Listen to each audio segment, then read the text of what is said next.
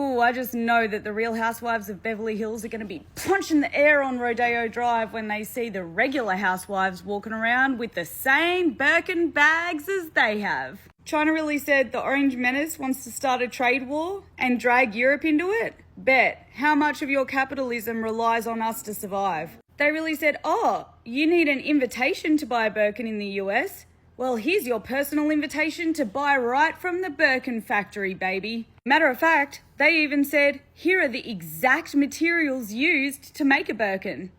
Do you recognize this style, this bag? Of course you do. For the past more than 30 years, we have been the OEM factory for most of the luxury brands around the world. Gucci, Prada, Coach, Louis Vuitton, you name it. But for this, I am not proud because we were only making our wages. The profit margin for the people who are actually making the bags are very low.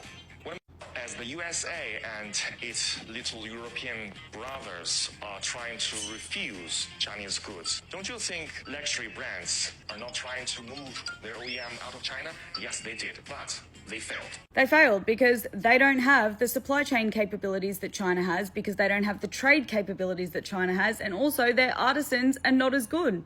And they charge a lot more for less quality work. So China really said, this is exactly how much it costs us to make a fucking Birkin bag, baby. And if you want to go and make your own, here's where to get your shit.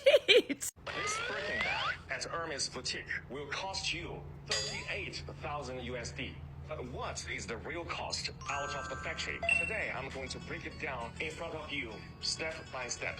So now, to sum those up, the total cost will be 1,400 USD for one Birkin out of factory. But why Hermes will charge you 38,000 USD for one bag? That's because more than 90% of the price is paid for its logo. But if you do not care about the logo, they literally told you the exact brand of leather that they use and its cost, the exact brand of thread that they use and its cost, the exact brand of hardware that they use and its cost, the exact fucking zipper brand that they use and its cost, and exactly how much their human resource cost is. They manufacture the bags in China, then they ship them out to a French or Italian factory where it gets stamped with the designer brand's logo, put into its individual little packaging, hit with a made in France, made in Italy label, and then sold at a fucking bajillion% markup. By the way, China doesn't give a fuck what the Orange Menace decides to do. They don't care if they lose their trade relationship with the US. Because guess what?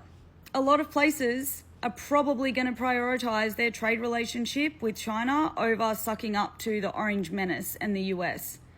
Like Australia and New Zealand, who've had trade agreements in place with China for quite some time. Our economy relies heavily on it. China is fucking eating the US up and leaving no crumbs.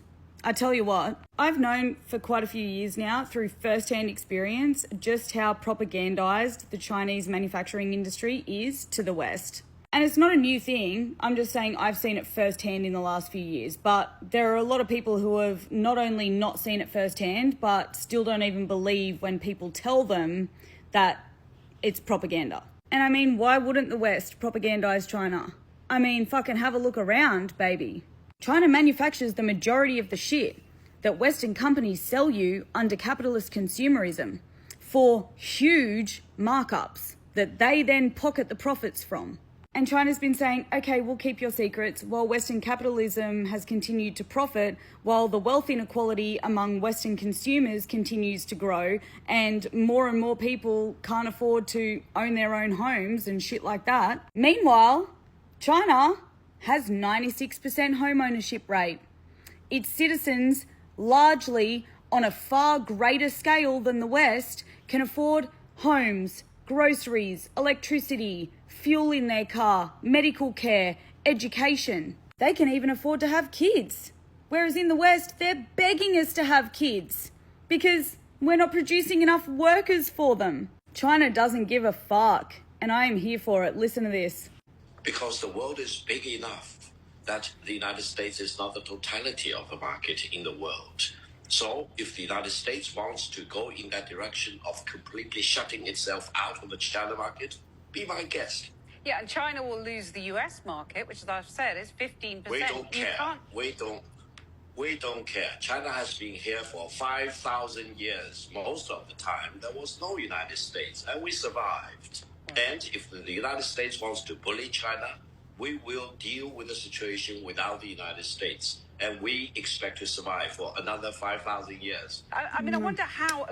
If J.D. Vance thinks that he's dealing with the peasants in China, and I'm proud to be a descendant of the peasants, most of us are descendants of the peasants anyway, that's our tradition. We are farmers before, but now we are one of the leading industrialized economies in the world. So I'm sorry, J.D. Vance doesn't know what he's talking about. And therefore, I don't think there will be China-US dialogue unless the United States changes its attitude towards China. Deal with China as it is. Show respect to China, show respect to the Chinese people, and don't try to impose your prejudice and biased view about China or about the rest of the world. We will not buy that kind of prejudice or discrimination from the United States. No, we will never buy that story. And that's what so much of this comes down to, right? The xenophobia, the racism, the propaganda that the West has been fed about China is because China is a threat to Western capitalism. And people eat it up because A, they don't know what communism is or what China's political and economic system actually is. And B, it gives them a fucking excuse to be xenophobic racists and to say, well, go live with the commie Chinese. Fucking zip it. Until the US has 96% home ownership and people can go to the fucking emergency room without going into debt for the cost of a fucking house deposit, which then puts them even further away from being able to buy their own fucking house, then you can talk. Same goes for Australia and its home ownership rate. Then you can fucking talk. Until then, just tell us that you're a racist xenophobe, okay? And that you would rather be a racist xenophobe who sits back and watches Australia's banks, the most profitable banks in the world, by the way, make their profits off the back of your mortgages, then actually you gain some class consciousness and drop your xenophobic racism. Just save us all some time, okay? Be proud of who you are. Maybe if you cared a little bit less about how much you love an orange Cheeto in your mouth and you cared a little bit more about what was going on in China that allowed them to have such a high rate of home ownership, we wouldn't be in this fucking situation.